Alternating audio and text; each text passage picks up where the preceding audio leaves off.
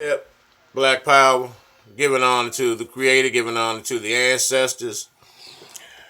Also giving honor to my sister who's in the ancestral realm as we speak,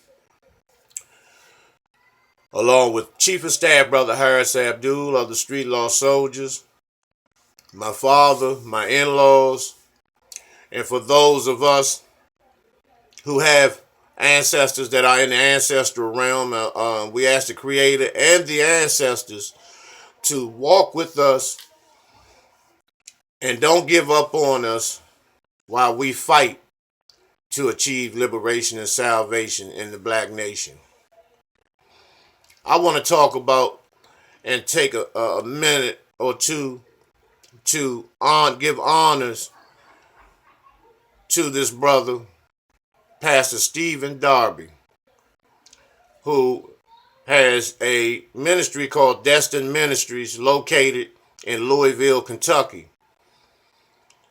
Pastor Stephen Darby made his ascension to the ancestors 2 weeks ago today under mysterious circumstances. He was 44 years old, and he was a pastor. I've never seen a pastor of this status ever in terms of being a revolutionary preacher aside from Nat Turner. Stephen Darby is the next best thing to Nat Turner in terms of revolutionary Christian preaching. Rarely did he go into any type of biblical babble. Everything that any conscious revolutionary person discussed, any topics, that was his topic as well. He went on every issue in the black community. He dealt with white supremacy on the highest level possible. Once again, he was an extraordinary pastor. And you all know how I feel about Christian preachers and the like. But this brother was exceptional. He was extraordinary, highly intelligent, had supreme wisdom and an insight on the ills that plague us in the black community. Very, very powerful brother. He will surely be missed. And we send our condolences out to his queen and his children that they may continue to carry Pastor Stephen Darby's legacy on, that we may continue to embrace his legacy, to continue to watch his sermons. He has hundreds of sermons that he never charged that are on YouTube. And if you want to watch Stephen Darby, if you never heard of him or ever saw him, just go on YouTube and type in Pastor Stephen Darby, and you will. If you of a conscious mind and a revolutionary mindset, you will be astonished, and you will highly have a great deal of respect for this brother. So once again, our blessings, and we thank the brother and we salute the brother as he ascends to the ancestral realm, that he may continue to help us while we fight again for liberation and salvation. Ashe, Hotep, peace. Now I want to talk about a couple of things. One of the things that I want to discuss today is how this overdosing is at an all-time high. This opiate overdosing. And primarily in the white community. And they never put that out on the news. You never hear about the white community having opiate overdoses, whether it's through heroin, fentanyl, painkillers, oxycontins, and the like. opioid overdosing is at an all-time high in the white community. Now, if you look up at the CDC, their statistics say that 52,000 some odd whites have overdosed this year. And that's almost more people that were killed in the entire war in Vietnam. But you never hear anything about that. But when the crack epidemic came out with George Bush, Oliver North, and Freeway Ricky Ross, not the Rick Ross that you see on, not the rapper that's a former cop, not him, the real Ricky Ross. And the reason Bush put the crack into the black community to finance the Contras and also to lift up and increase the prison industrial complex. And if you notice, they would always show crack addiction and crack babies on TV, and they still do that to this day, but you never see them deal with opioid addiction in the white community. As a matter of fact, they have begun to decriminalize heroin use as well as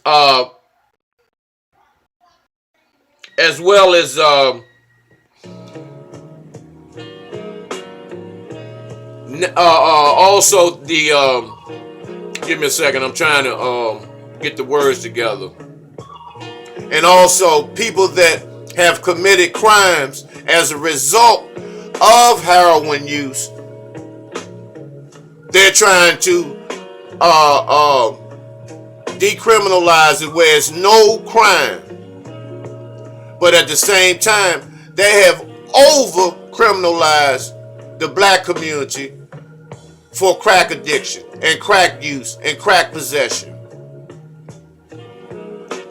And you see the difference. And see, the reason being to increase the prison industrial complex, because the 13th Amendment states to this day that if you are convicted of a crime, you have no rights and you could be put in slavery. And that's what the prison industrial complex is designed for. To take our boys from school, straight from school, to the prison industrial complex. You know, and we're dealing with warfare on so many different levels. In the food, in the music, in our drugs, in the movies. I mean, we are battling this beast on every level possible.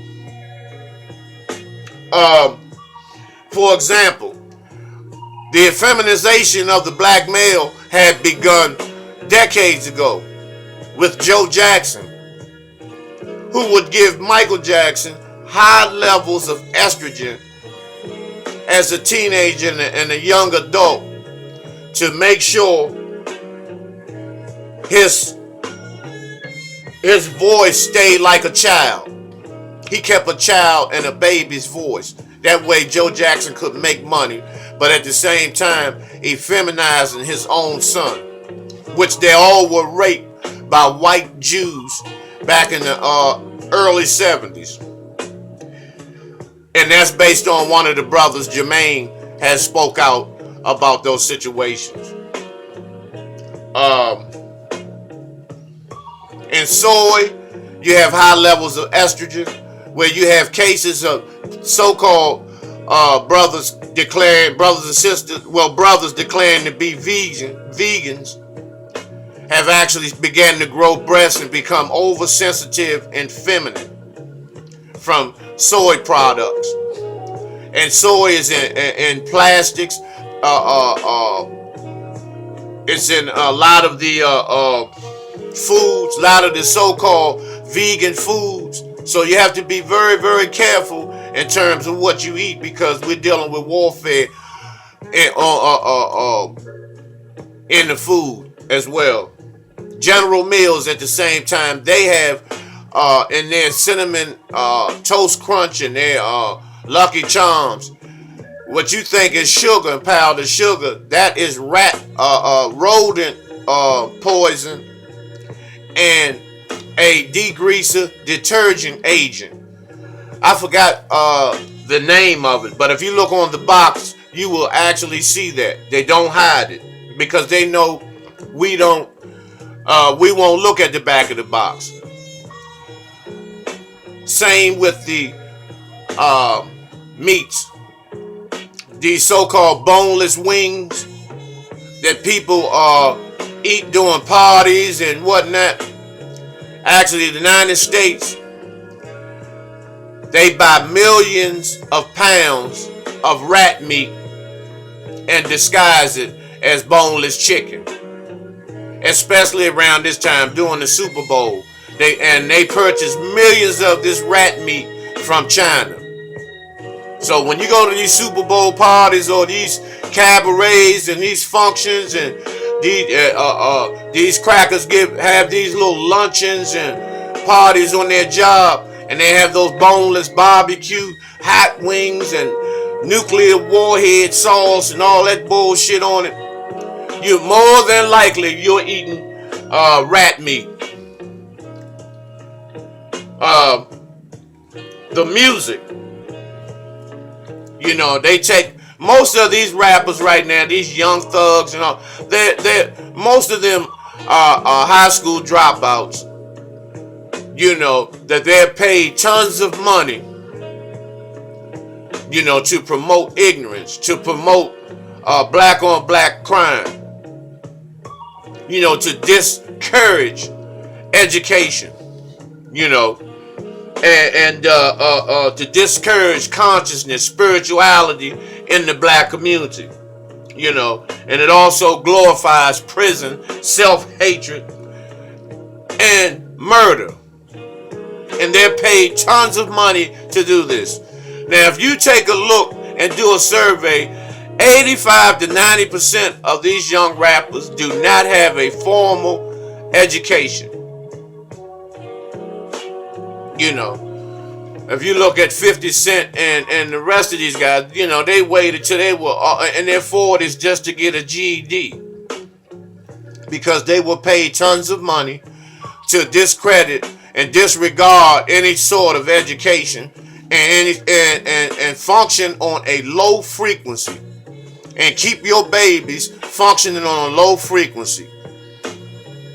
And that's why we have the situations that we have today. You know, also the drugs, which they glorify in the music, which promotes gang rape, teenage pregnancy, absentee fatherhood, the disrespect of the black woman, the bitch, the hoe. You know, and at the same time, you have those sisters, and the sisters are more older than these young rappers. They're in their 40s and 50s on these television shows and these reality TV shows, acting like teenage high school girls, pulling each other's weaves off, throwing champagne and liquor, you know, on each other, you know, fighting over a bisexual man who's been tampered with to get a record deal by predators such as Clive Davis, you know, and Tommy Mottola, Jimmy Iovine, you know, pedophiles and ass bandits and faggots such as those fucking faggots.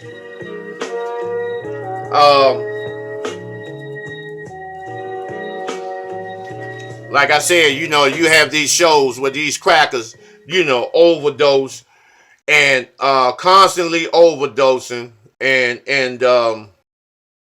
you know, constantly overdosing, and they have these TV shows such as Intervention, where they call it, they have some type of drug counselor that come in these trailer parks and get these fucking stinking jelly sandwich eating goddamn white trash motherfucking ignorant toothless motherfucking crackers, to go into drug and alcohol treatment, and crystal meth, that's the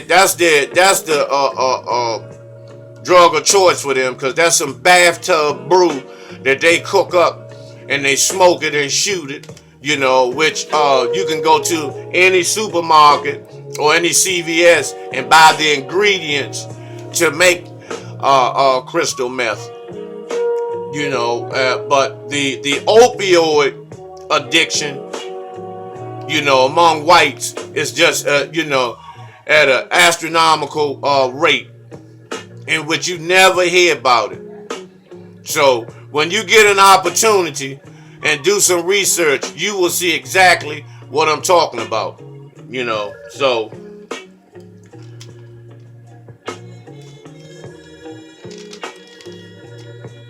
And these are the reasons we remain in slavery. We remain in slavery. We enjoy glorifying and enamoring ourselves in this state of ignorance, in this state of self-destruction, in this state of self-hatred, black on black crime.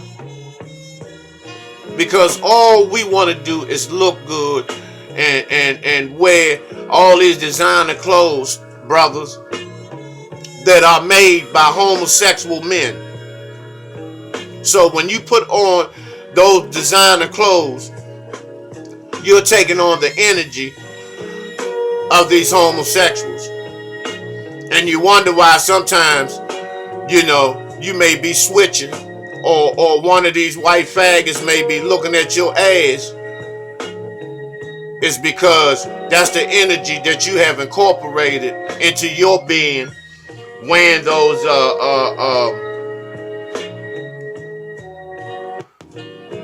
clothes, and you call it being designer, you call it being slick and cute, when we have no economic stake in the black community. The black church has sold us out. How do you think the Koreans come into the black community? Through the black church.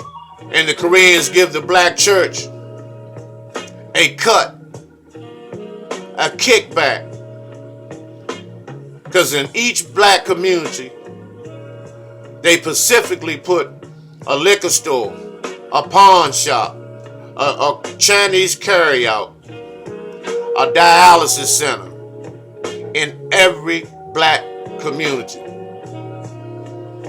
Reason being, by the time white supremacy wears you out from the alcohol and the drugs and the carryout, the Koreans, which you don't know what you're eating, along with white supremacy, unemployment, post-traumatic stress disorder, post-traumatic slave syndrome, and it takes a toll on you.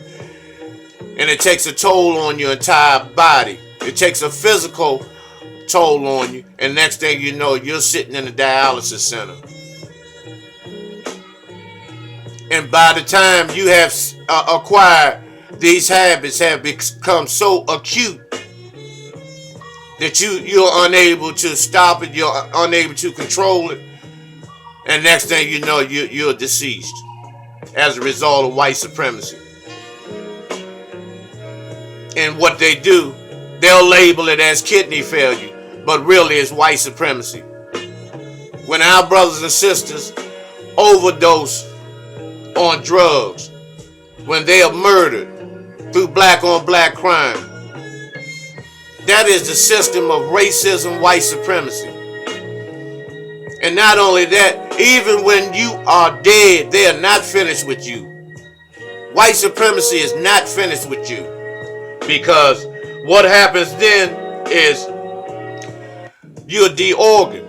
They take your organs out. stuff you with paper, or they put a sink pipe to replace your bones. So even when you are in a deceased state, white supremacy is still still after you. So and just like Stephen Darby was apparently murdered, the same thing with Umar Johnson. Blacks assassinated him in various ways, except physical, but in other ways. And that's just a clear, prime example of the system of racism, white supremacy. The same as in sports. Athletes and entertainers are not allowed or not permitted to come back to the black community and make it no type of investment, no type of economical foothold to rejuvenate the black community. Now you have over 1,100 black athletes in the NFL, 1,200 in the NBA, and you mean to tell me those billions of dollars, how much of those billions of dollars do you see coming back to the black community? They may let a brother put a $10,000 basketball court back in the area where he used to play ball at, but he's not allowed to open a supermarket, a store, or anything that can provide jobs, that can boost the economic status in the black community, where we'll be self-supporting once again. That is not allowed. So in exchange, what they do is they give the black males, they give those athletes and entertainers anything that they want. Jets, any cars, anything that they want, as long as they don't have a conscious state of mind. Now with Colin Kaepernick, and I'm no Colin Kaepernick, I respect him for what he done. But you have to look at Colin Kaepernick too. He was, dating, a homosexual radio personality in New York. At the same time, he kneeled down. No one really followed him, and you had coons like Michael Vick, who has been broken. He is a broken man. His brother Marcus went to jail. He lost his career there, and they took his career from him on purpose. Because at the rate Michael Vick was going, he was about to break all these white quarterbacks records. And so they did everything to prevent that, because they didn't want to take a chance that if something had happened to Marcus, his brother would have came in and made history. So what they did, they locked him up, took his career from him, and they sent Mike to jail as well for dogs. And now he comes back and he knocks Colin Kaepernick. As much as the black community stuck by Michael Vick, and what they did, they broke him. Same as Ray Lewis. They're broken men. And see, these type of games have to be eliminated, and these people have to be shut the fuck down. They have to be shut the fuck down. Because we dealing with too many of our brothers, are acting like sissies. Carmelo Anthony, he's lost his mind over Lala, who's been tossed around. It seems that he forgets, the history that she has. This is not he's not the first NBA player that she's laid down with. Let's just keep it 100. And then she goes on the TV show Power. How she got on there, being the opportunist that she is, because she had a reality show as well. And believe me, they just don't walk in and they're chosen to be stars like that. There's some work that has to be done. And just like Jimmy Iovine, these Tommy Mottola, and these fucking executive record owner, Clive Davis, the parties that they have where they shooting bat blood, that they had blood on the walls mixed with semen, and they paint pictures with it, and they go through all of these. And if you don't believe me, you can look it up yourself. And they have all of these sexual, same-sex encounters. Pam from Martin, she was engaged in that. The former singer, R&B singer, Tweet, all of them were engaged in that. Queen Latifah, it's been a lot of them. Taraji P. Henson, all of them engaged in that. You just don't get these roles. Talent alone is not. That just doesn't cut it today. Your talent is about 10% of what they need you for. And Lala, you know how she got on Power through 50 Cent. The nasty bisexual he is. And then, he made sure to ensure she was turned out and to humiliate Carmelo Anthony. 50 made her sleep with the white boy, this old pink-faced motherfucker, Tommy, that plays on Power. They've had several sex scenes. And so Carmelo Anthony, they tried to, and then what they did, they flipped it on him because he dated someone outside the marriage, so-called infidelity. But look at Lala. She's never played fair. She's never, only time she's played fair is on their honeymoon. But that's what they do. They assassinate the black male's character. And discredit him to make him soft, to make him humble. Now he's chasing her. As a matter of fact, she missed her flight to come home, or the flight was delayed, and he went and chartered a private jet for her to come home. Shit like that. The money for that jet could have fed thousands of people in Baltimore where he grew up at.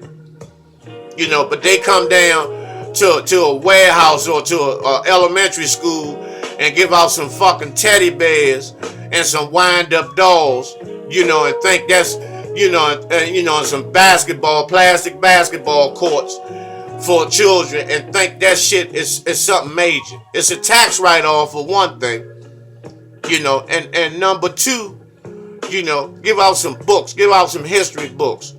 Pay some of these scholars to go around to these schools and lecture some of these high school students before they go to college and teach them, help them find out who they really are. Because that is the problem in the black community. Lack of self, lack of knowledge of self. We don't know who we are, so we become anybody and we do anything. We have to wake up. We have to wake up. I don't do New Year's resolutions and all that type of shit. However, Mercury is in retrograde, and during around this time, the solar system is going to make some adjustments, meaning that the adjustments have to be made within us. Because I always tell you all, Everything that you look for outside yourself is in you, including what you call God or the Most High, the ancestor, the Creator, Allah, Jesus Christ, Buddha, Confucius, Mithra, Shango, Obatula, Yemunya, whatever you call your high power, it's in you. And we have to walk in our own greatness and begin to fight white supremacy on all levels. On all levels. On all levels. And that we need a military. And that's the thing that we run from. We make up excuses when it's time to stand up and fight. Now, let's do this again. We've tried everything. Marching, protesting, writing petitions. We've tried everything, and to no avail. We are still in slavery. So it's time for an insurrection on all levels. On all levels. And I always say that, but we have been trained to be afraid. And a lot of us think that this cracker is going to have a change of heart at the end of the day, and it's not going to happen. It didn't happen at the beginning of the time, and it's not happening now. The only changes that will be made is that we make them. We have to take back everything that belongs to us, including him. We have to wake up, brothers and sisters. Keep making these excuses. And we keep trusting our oppressor. We love our oppressor. A lot of us love to be slaves. As long as we get to wear a pair of New Balance and stilettos and all that bullshit, we okay. And engage in, perverted activities like porn, pornography, which is disgusting. How can a man sit and watch another man watch his penis and all that go into a woman's vagina? And then a lot of you sisters don't go for that shit about, when your so-called man tells you that he needs to watch porn to get stimulated. That means he doesn't want you. You're not fit for him. You're not satisfying to him.